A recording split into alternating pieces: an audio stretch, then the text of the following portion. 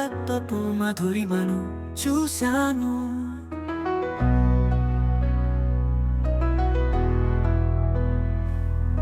సేవా తత్పరతను దర్శించాను. ప్రేరణ పొంది చైతన్యమయ్యాను.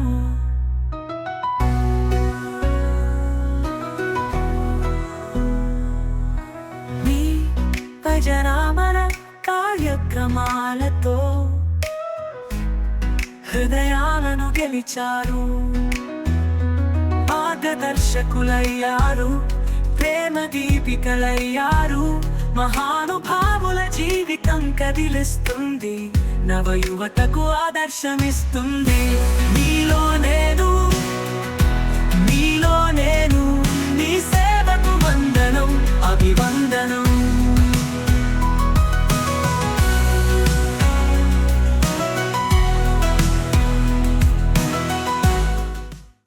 TV tourism ప్రేక్షకులకి నమస్కారం. హాయ్, నేను మీ ఆదిత్య భూషణ్. టీవీ టూరిజం ఎంతో ప్రతిష్టాత్మకంగా నిర్వహిస్తున్న మీలో నేను అనే వెబ్ సిరీస్లో భాగంగా ఈరోజు మరో కొత్త ఎపిసోడ్తో మీ ముందుకు వచ్చేసాం. మరి ఎపిసోడ్లో పార్వతీపురం మన్యం జిల్లాలోని పార్వతీపురం వాస్తవ్యులు, ప్రముఖ సంఘ సంస్కర్త, సామాజికవేత్త, మానవతావాది, శ్రీ కళింగ వైశ్య సంఘం ప్రెసిడెంట్ అయినటువంటి శ్రీ బరాటం వెంకటరమణమూర్తి గారు మనతో పాటు ఉన్నారు.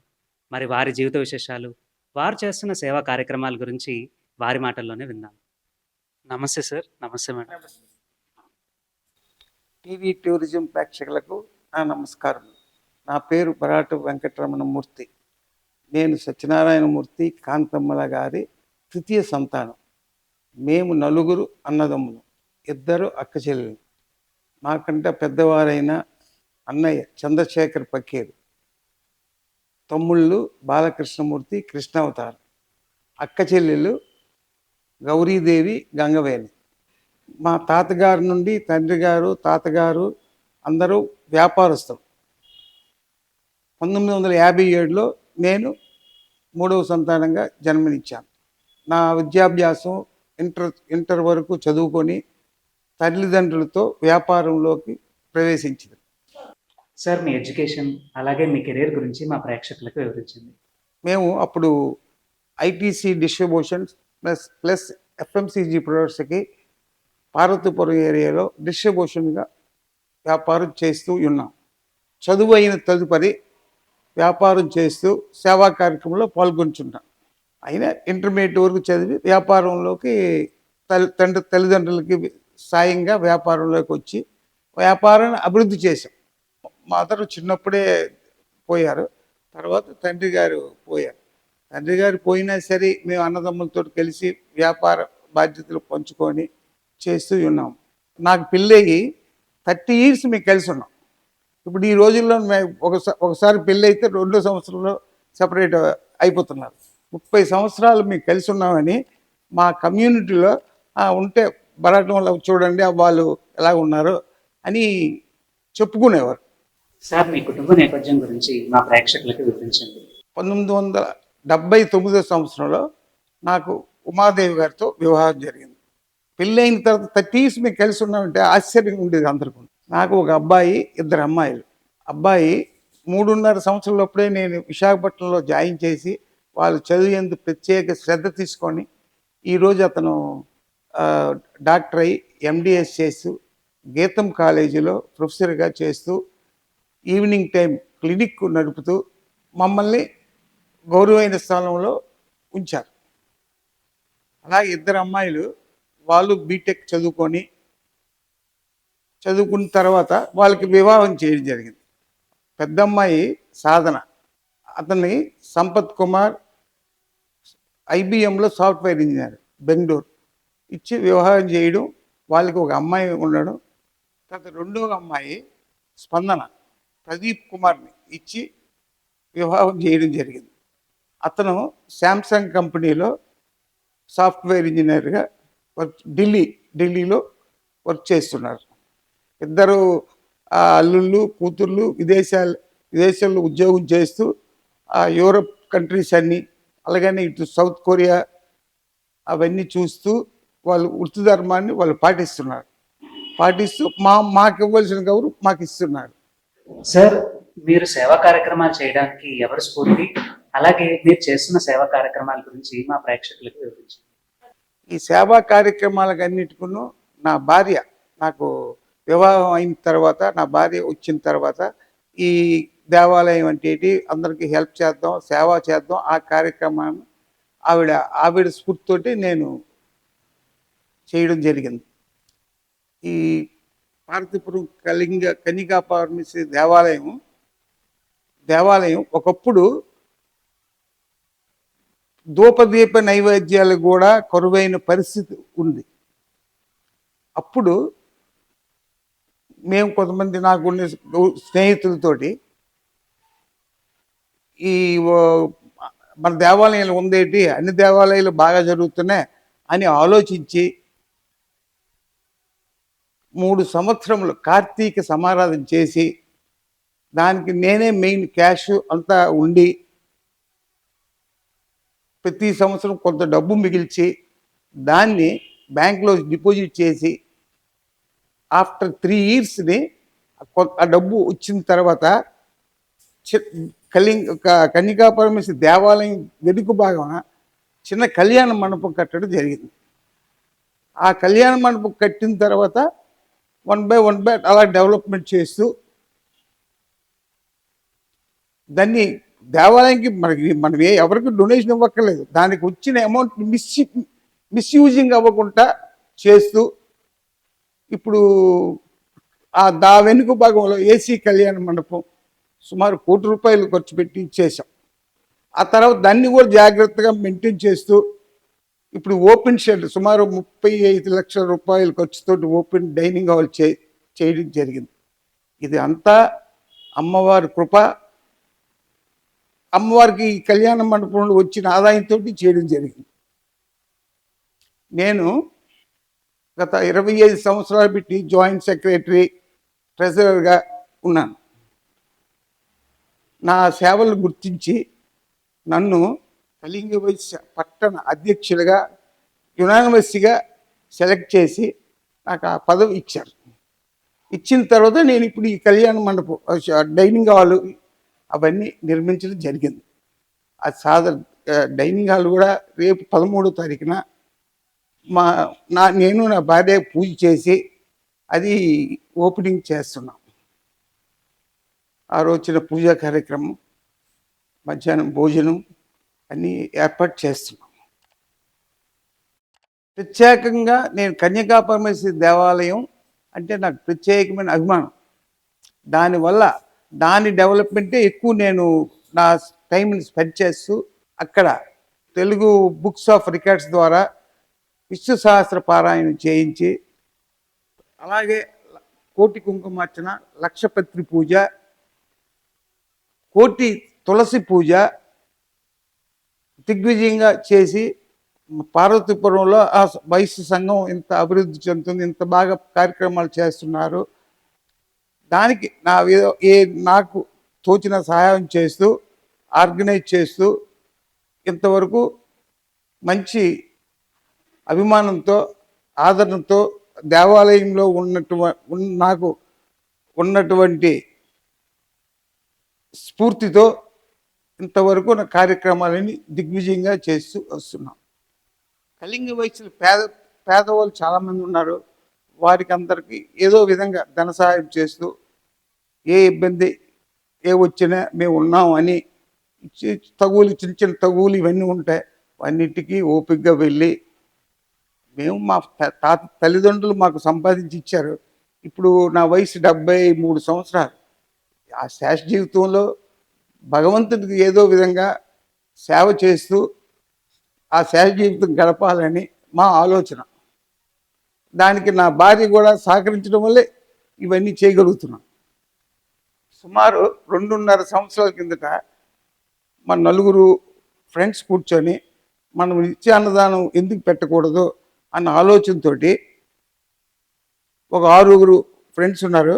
వాళ్ళందరూ మేమే 6 కూడా ప్రతిరోజు చేయడానికి తలంపుతోటి వచ్చి అందరు చెప్తుంటే మేము భాగస్వాములు అవుతాం అని వాళ్ళందరూ చెప్పడంతో 100 మంది ఈ 6,000 రూపాయలు ఇచ్చి ఈ ఈ నిత్య అన్నదానానికి సహకరించారు.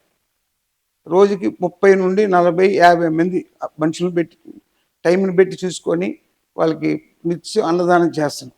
మధ్యాహ్నం కరెక్ట్గా 12:05 ముందు భగవంతుడి భోగం అయిపోయిన తర్వాత ఈ అన్నదానం చేస్తున్నాం. అది నిర్విఘ్నంగా జరుగుతుంది. ఇప్పుడు ఈ 13 తారీఖు 13 నుండి మళ్ళీ దాన్ని రెన్యూల్ చేస్తున్నాం.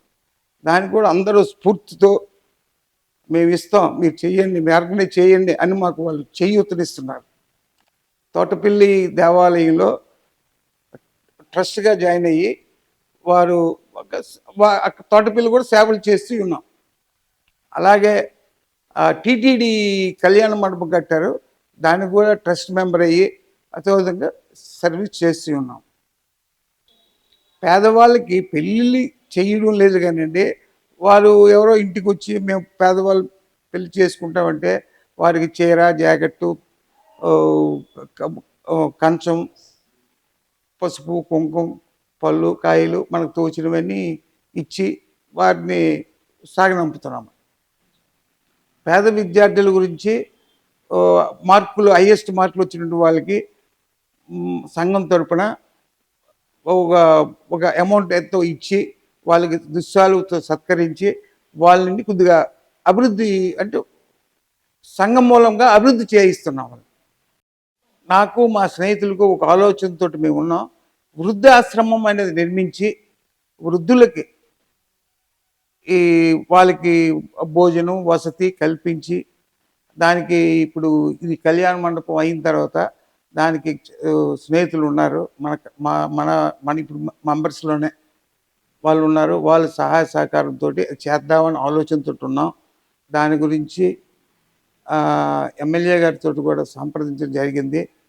వారు మీరు ముందు ఒక ట్రస్ట్ ఓపెన్ చేయండి, పెట్టండి, మేము ప్లేస్ ఇస్తాం మేము కట్టించడం దానికి బాగోగులన్నీ చూస్తాం అనే ఆలోచనతో ఉన్నాం. దానికి ఈ మధ్యన గుంటూరు వెళ్ళి అక్కడ వృద్ధాశ్రమం కూడా చూడడం జరిగింది. అలాగే నర్సనపేటలో కూడా జిఎన్ దాన్ని ఒక వృద్ధాశ్రమం ఉంది, వాళ్ళది కూడా చూడడం జరిగింది. ఆ ఆలోచనతో ఉన్నాం. సార్, రాబోయే యువతకి మీరు ఎలాంటి సందేశాన్ని ఇవ్వాలనుకుంటున్నారు? ఇప్పుడు జనరేషన్ కూడా చాలా తెలివితేటలుగా ఉన్నారు, కానీ ఆధ్యాత్మికంగా భగవంతుడు అంటే పెద్ద ఇంట్రెస్ట్ ప్రెజెంట్ చూడడం లేదు. వాళ్ళకు కూడా మేము చెప్తుంటాం, ఇలాగ ఈ విధంగా పూజ చేయాలి, ఈ విధంగా కార్యక్రమాలు చేయాలి అని చెప్తున్నాను. అలాగే మా అబ్బాయి ఎండిఎస్ కూడా చేస్తూ నేను పుట్టినూరికి నేను ఏదైనా చెయ్యాలని ఆలోచనతో గీతం కాలేజీ నుండి ఒక ఆధునూతనమైన బస్సు లోపల ఫుల్ ఎక్విప్డ్ మెటీరియల్స్ తోటి 15 మంది డాక్టర్లతోటి ఇక్కడ ఒక క్యాంప్ కూడా రన్ చేయడం జరిగింది. ఆ రోజు 600 మందికి టెస్ట్ చేసి ఫ్రీగా మందులు, పేస్టు, బ్రష్లు, మందులు అన్నీ వాళ్ళకు డిసీజ్కి ఇవ్వడం జరిగింది. ఇంకా క్రిటికల్ కేసులు ఏమైనా ఉంటే గీతం కాలేజీకి వెళ్ళి మీరు రండి, అక్కడ నేను చేయిస్తాను ఫ్రీగా అని చెప్పడం జరిగింది. అలాగే కొంతమంది వచ్చారు, చేశారు. మంచి అది చేయడం వల్ల మా అబ్బాయి కూడా మంచి గుర్తింపు వచ్చింది. అలాగే మళ్ళీ ఇలాంటి సేవా కార్యక్రమం అబ్బాయి డాక్టర్స్ ఫ్రెండ్స్ అందరూ ఉన్నారు, ఏది వస్తామని అంటున్నారు. వాళ్ళు ఎవరైనా పేదవాళ్ళు ఎవరు చనిపోయినా వాళ్ళ ఇంటికి మధ్యాహ్నం భోజనం 25 నుండి 30 భోజనాలు కూడా పంపిస్తున్నాం మా కమిటీ ద్వారా. ఎవరు పేద రోదా లేకుండా అందరికీ, వాళ్ళు ఏదో గందికలు ఉంటారు, ఆ టైంలో ఉండేటి ఉండదు, భోజనం పంపిస్తున్నాం. ఆ కార్యక్రమం కూడా ఈ మా మిత్రులు కమిటీ మెంబర్స్ చేస్తున్నాం. అలాగే మరి 2-3 కార్యక్రమాలు ఉన్నాయి, అవన్నీ చేద్దామని ఆలోచన నాది. నేను మా అమ్మాయిలకి సంబంధాలు పెళ్ళిళ్ళు చేసినప్పుడు అత్యధికంగా కట్నం ఇచ్చి నేను చేశాను, నాకున్న స్టేటస్ని బట్టి. మా అబ్బాయి పర్సనాలిటీ ఉంటాడు, డాక్టర్, మాకు అంత ఆస్తులు ఉన్నాయి, గౌరవం, సమాజంలో గౌరవం ఉంది. కోట్ల రూపాయలు కట్నం ఇస్తామంటే నేను చేసుకోలేదు. అమ్మాయి ఫెయిర్గా ఉన్నది అని చూసాం. అతను మా ఫ్రెండే గౌరీ శంకరే చేశాడు. వాళ్ళు మేము కట్నం ఇవ్వలేదు, నాకేటి రూపాయి ఇవ్వట్లేదన్న. నా స్టేటస్ తోటి నేను పెళ్లి చేసి పంపించాను. నా సేవలను గుర్తించి పలు సంఘాల వారు నాకు పిలిచి మాకు సన్మానం చేయడం కూడా జరిగింది. ఆ స్ఫూర్తితోటే నేను మరికొన్ని సేవా కార్యక్రమాలు చేసి మిగిలిన కాలం కూడా సర్వీస్ చేయాలని ఆలోచనతో ఉన్నాను. మా అబ్బాయి మా తల్లిదండ్రులకి, కుటుంబ సభ్యులకి ఇస్తున్న గౌరవం చూసి నాకు ఎంతో ఆనందంగా ఉంది. అలాగే పార్వతీపురంలో ఎవరు మీ నాన్నగారు మాకు తెలుసు అంటే వాళ్ళకి సరైన గైడెన్స్ ఇచ్చి వాళ్ళ ఆరోగ్య విషయంలో కానీ ఏ విషయంలో కానీ వాడికి తోచిన సలహా ఇచ్చి వాళ్ళని స్ఫూర్తిగా వాళ్ళు శుభ్రంగా ఉండేటట్టు చేస్తూ నాకు పేరు ప్రతిష్టలు తీసుకొస్తున్నాడు. బరాటం ఉమాదేవి. మా ఆయన గారి పేరు బరాటం వెంకటరామమూర్తి గారు. బాబు నవీన్ కుమార్. పాప పెద్ద పాప పేరు సాధన, చిన్న పాప స్పందన. పిల్లలందరూ మంచి అభివృద్ధిలో ఉన్నారు. బాబు డాక్టర్ చదువుతుంది, డెంటిస్ట్ డాక్టర్. పాప ఇంజనీర్ చదువుకున్నారు. పిల్లలకి అందరికీ సాయం చేయమని చెప్తాను. పాపలిద్దరూ బాబు అందరూ ఏదైనా సేవలు చేయమనే చెప్తాను. అందరికీ సాయం చేయండి అన్న అనేసుకుని చెప్తాను. అన్నీ పిల్లలందరూ బాగానే చేస్తారు. అతను చేస్తారు. సరదా అనిపిస్తుంది నాకు. ఆ దేవుడి సేవల్లో ఉన్నారు, నాకు అది చెయ్యాలి కావాలి అని ఒక ఆశ ఉంటుంది. మనకు ఓపికన్నంత వరకు చేద్దుము అనేసి ఆశ ఉంది. ఆ దేవుడు ఎంతవరకు దారి చూస్తే అంతవరకు వెళ్ళడమే. పిల్లలు వాళ్ళకి అలాగే చెప్తాను. పిల్లలు అలాగే చేస్తున్నారు, పర్వాలేదు. అందరూ 10 మందికి దేవుడు మనకి ఇవ్వాలి, మనం 10 మందికి పెట్టాలి అనేసి చెప్తాను. వాసవి కన్యకా పరమేశ్వరి కోవిల్లోని నిత్యాన్నదానం చేస్తున్నారు. ఆ సేవకి నాకు వెళ్ళాలనిపిస్తుంది. అప్పుడప్పుడు వెళ్ళి సేవ చేస్తుంటాను. పిల్లలు మనవలు అంతా మాకు కష్టమేమనిపించలేదు. ఇప్పటికి అలాగే జీవితం బాగానే అయిపోయింది. పిల్లలందరూ బాగున్నారు. మనవలు పిల్లలు అందరూ బాగా చదువుకుంటున్నారు. మా ఆయన గారు అన్నదానం చేస్తున్నారు. ఆ సేవా కార్యక్రమంలో మాకు చెయ్యాలని, కొద్దిగా అన్ని సేవలు అందివ్వాలని వాళ్ళతో అన్నీ పాల్గొని అభివృద్ధి చెయ్యాలనేసి ఆశ ఉంది. కరోనా టైంలోని బాబు అందరికీ సాయం చేశారు. అందరూ ఎక్కడికి వెళ్ళాలి, ఆ టైంలో చాలా ఇబ్బందులు పడ్డారు. ప్రజలందరూ చాలా ఇబ్బందులు పడ్డారు. బాబుని సలహా అడిగేసి ఏ హాస్పిటల్ అని చెప్పేసి జాయిన్ అవ్వమని బాబు చెప్పాడు. అందరికీ నా నమస్కారములు. ఇట్లు బరాటం వెంకటరమణమూర్తి. నా జీవిత విశేషాలను పరిచయం చేసిన టీవీ టూరిజం డైరెక్టర్ అయిన మణిభూషణ్ రావు గారికి, వారి బృందానికి నా మనఃపూర్వక ధన్యవాదములు. టీవీ టూరిజం ప్రేక్షకులకు మరియు టీవీ టూరిజం డైరెక్టర్ గారైన మణిభూషణ్ రావు గారికి మరియు వారి బృందానికి హృదయపూర్వక నమస్కారములు. ఈరోజు మన పట్టణ కళింగ వయస్సులో ఇంటి పేర్లలో అతి ముఖ్యమైన పేరుగాంచిన బరాటం అనే కుటుంబం నుండి బరాటం వెంకటరమణ గారికి ఈరోజు చిత్రీకరిస్తున్న డాక్యుమెంటరీలో ఆయన గురించి 2 విషయాలని మీ ముందు ఉంచుతున్నా. బరాటం వెంకటరమణ గారు చాలా పెద్ద కుటుంబం. 5 అన్నదమ్ములు, 3 అక్క చెల్లెలతో కూడుకున్న చాలా విశాలమైన కుటుంబం. వ్యాపార రీత్యాగా పార్వతీపురంలో పేరొందారు. బంధుత్వానికి మారుపేరుగా వాళ్ళు పార్వతీపురంలోని ఇప్పటి వరకు కూడాను అన్నదమ్ములందరూ కూడా ఐకమత్యంతో మెలుగుతున్నారు. బంధుత్వాలు దూరం అవుతున్న తరుణంలో వారిని మేము ఇన్స్పిరేషన్గా తీసుకుంటున్నాం.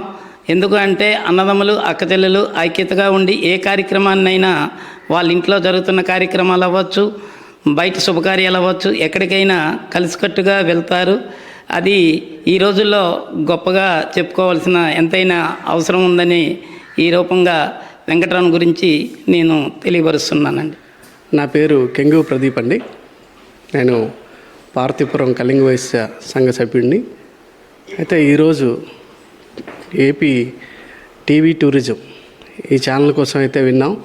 ఇది దినదినాభివృద్ధి చెందుతుంది.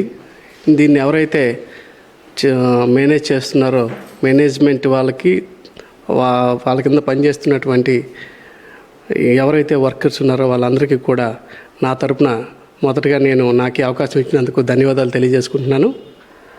ఇప్పుడు ముఖ్యంగా పార్వతీపురం కళింగ వైశ్య సంఘం మా ప్రథమ పురుషుడు. మేము చెప్పేది ఏంటంటే, ఎప్పుడైనా ఒక ప్రెసిడెంట్ హోదాలో ఉన్నటువంటి వ్యక్తి రాబోయే తరాలకి ముందు తరాలకి మార్గదర్శకంగా ఉండాలి. అలాంటి వ్యక్తుల్లో అత్యుత్తమైనటువంటి లక్షణాలు కలిగినటువంటి వ్యక్తి, సౌమ్యులు, ఏదైనా వారి వయసుకి తగిన రీత్యా ఆయన అన్ని యాక్టివిటీస్లో కుర్రోళ్ళలాగా యువతకి ఎంకరేజ్ చేయడంలో కానీ, మహిళల్ని గౌరవించడంలో కానీ, అమ్మవారి సేవలో కానీ, పురప్రజలు చేస్తున్నటువంటి వివిధ సేవా కార్యక్రమాల్లో ఆయన తన వంతు కృషి చేస్తూ పార్వతీపురంలో కళింగ వైశ్యుల యొక్క పేరు ప్రఖ్యాతుల్ని రోజు రోజుకి పెంచుకుంటూ పోతూ మాలాంటి యువతకి ఆయన ఆదర్శప్రాయంగా నిలిచారు. మరి అలాంటి వ్యక్తి కోసం మాట్లాడడానికి నాకు అవకాశం ఇచ్చిన టీవీ టూరిజానికి ఇంకొకసారి ధన్యవాదాలు తెలియజేసుకుంటూ thank you so much. TV tourism ప్రేక్షకులందరికీ నా నమస్కారాలండి. నా పేరు పట్నాని కిరణ్ కుమార్, రాష్ట్ర కళింగ సేవా సంఘం కోశాధికారిని. పార్వతీపురంలో కళింగ వైశ్య టెంపుల్ ఉంది, పురాతనమైన టెంపుల్. ఈ టెంపుల్ తాతల నుంచి పురాతన నుండి అందరూ ప్రెసిడెంట్లు వస్తూనే ఉన్నారు. వచ్చిన దాంట్లో ఇప్పుడు ఉన్న ప్రెసిడెంట్ లైవ్లో ఉన్న బరాటం వెంకటరామన్ గారు మన కళింగ సంఘానికి, అంటే పార్వతీపురం మన్యం జిల్లా లోకల్ సంఘానికి ఆయన ప్రెసిడెంట్. టెంపుల్ సంబంధించిన అన్నీ కూడా ఆయన దగ్గరుండి చక్కగా చూసుకుంటున్నారు. ఆయన గురించి చెప్పాలంటే, మనం దేవుడికి పూజ చేసిన దాంతో తులసి, వెంకటరాముడి ఆ తులసి మొక్క ఇటువంటిదో ఆయన క్యారెక్టర్ కానివ్వండి, ఆయన బిహేవియర్లో కానివ్వండి, అది ఇంకేదో అనుకోండి, దాంతో కంపేర్ చేయొచ్చు. కాబట్టి ఆయన విషయంలో మేము ఫుల్ పార్వతీపురం సంఘం తరపున అందరూ సపోర్ట్ చేస్తుంటాం. అలాగే కార్యక్రమాలు, సేవా కార్యక్రమాలు అన్నింటిలో కూడా ఆయన ముందుండి ఉంటాడు. ఆయన దీంట్లో ఆయనకి ఎన్నిసార్లు మనం ఎంత చెప్పినా చాలా చెప్పింది తక్కువే. Thank you. మరి ఎపిసోడ్ ద్వారా శ్రీ బరాటం వెంకటరమణమూర్తి గారి జీవిత విశేషాలు, వారు చేస్తున్న సేవా కార్యక్రమాలు విన్నారు కదా. మరి మీరు కూడా ఈ కథనం ద్వారా మరిన్ని సేవా కార్యక్రమాలు చేయడానికి స్ఫూర్తి పొందుతారని కోరుకుంటూ మరో ఎపిసోడ్తో కలిసే వరకు సెలవు. మరి సైనింగ్ ఆఫ్, మీ ఆదిత్య భూషణ్. ఈ వీడియో కనుక మీకు నచ్చినట్టయితే లైక్ చేసి, షేర్ చేసి టీవీ టూరిజం ఛానల్ని సబ్స్క్రైబ్ చేయండి. Thank you.